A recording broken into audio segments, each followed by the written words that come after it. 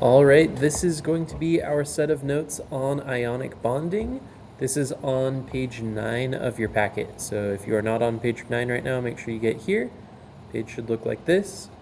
As we go through this, make sure that you are filling in the notes on your page. So we're going to be starting off with a little bit of review. We talked about this last week, but we know that ionic bonds are going to be between a metal. Okay. And metals are always going to be positive because they're getting rid of electrons, and a nonmetal.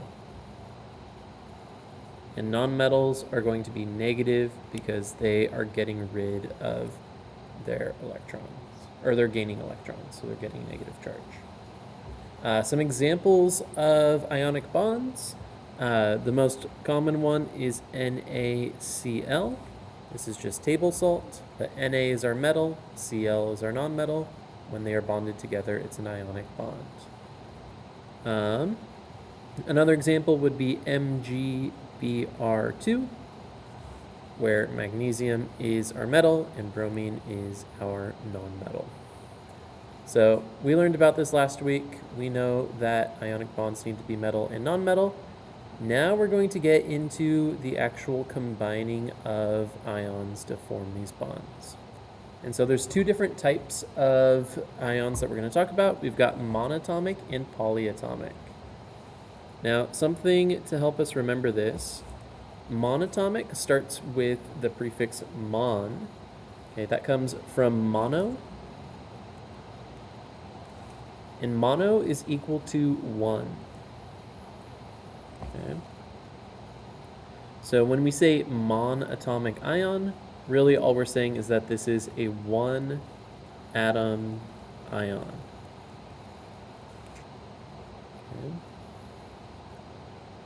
Now some examples of monatomic ions. We could have Na, and remember ions have to have a charge, so sodium has a charge of +1. We could have Mg. Magnesium has a charge of +2. And these are our cations. Okay. I'm going to move this over here. Cations. We could also have Cl with a -1 charge, or nitrogen with a -3 charge. These are our anions. Remember, cations are positive, anions are negative, but here we can see each ion is only made of 1 atom. So it's just Na with the +1 or just Mg with the +2. Polyatomic ions are a little bit different. The prefix poly means many.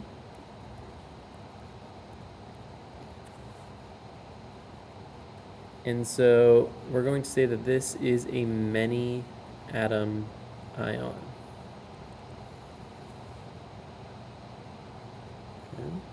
So for our cation example, we are going to use NH4 plus 1. So notice how this whole thing here contains 2 different atoms. We've got an N, we've got an H, and then that all together has a +1 charge. And this entire compound is an ion.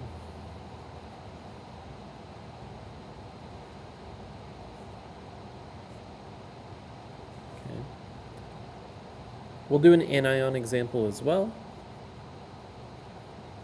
For our anion, we'll use PO4 - 3. And so this is the same thing. We've got 2 different atoms here combining to be an ion. Okay. So this is mostly definition stuff. If this is a little bit confusing to you right now, we're going to do some examples where hopefully it will make more sense. So let's look at actually making ionic compounds. As we build these, the goal is to combine a cation, which is our positives, with an anion, which is our negatives, to end up with a net charge of 0. So atoms don't like to have these charges, and so we're going to combine positives and negatives to try to cancel them out and get zeros. So let's do some examples down here. We're going to go step by step here.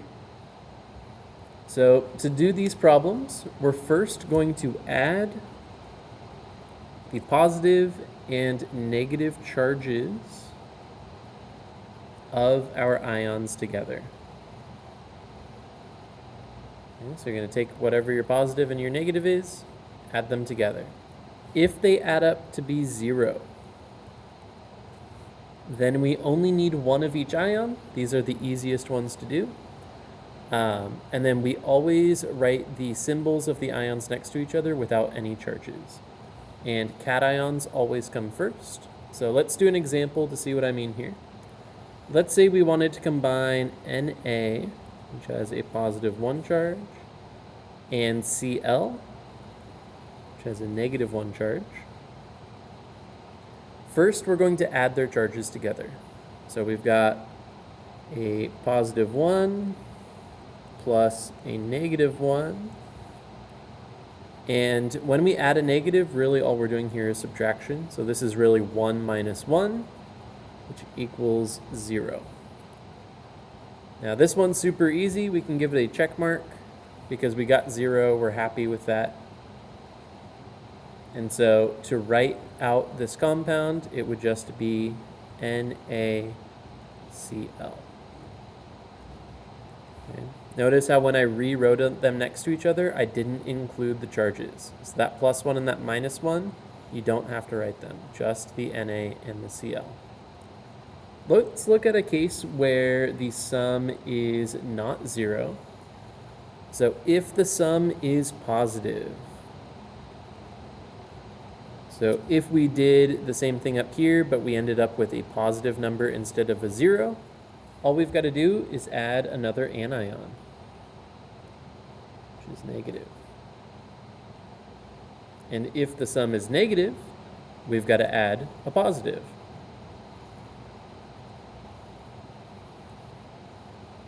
We're going to continue to do this back and forth until we get a net charge of 0. So really, it's just figuring out how many you need to balance it out to get 0. Once you know how many of each ion is needed, you're going to write them next to each other without charges, just like we did up here. But you need to use a subscript to indicate how many of each we need. And we'll look at an example of this on the next page. For polyatomic ions, you must use parentheses to contain the ion, and then add your subscript to the outside of the parentheses.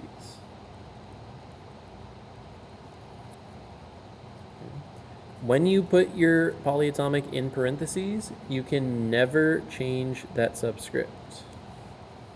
I'm going to underline that twice. You may not change that subscript. And let's take a look at this. So we'll use the same polyatomic for the anion we used at the top. We'll do PO4 with a -3 charge.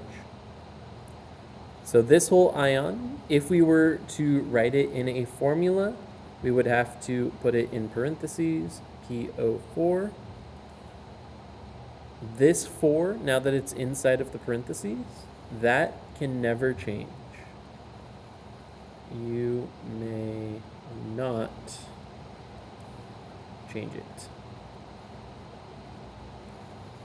If you need more PO4s, then you're going to put your subscript on the outside, but never on the inside. So this was a lot of definition stuff. Let's look at page 10, which has some examples that you might see on a test.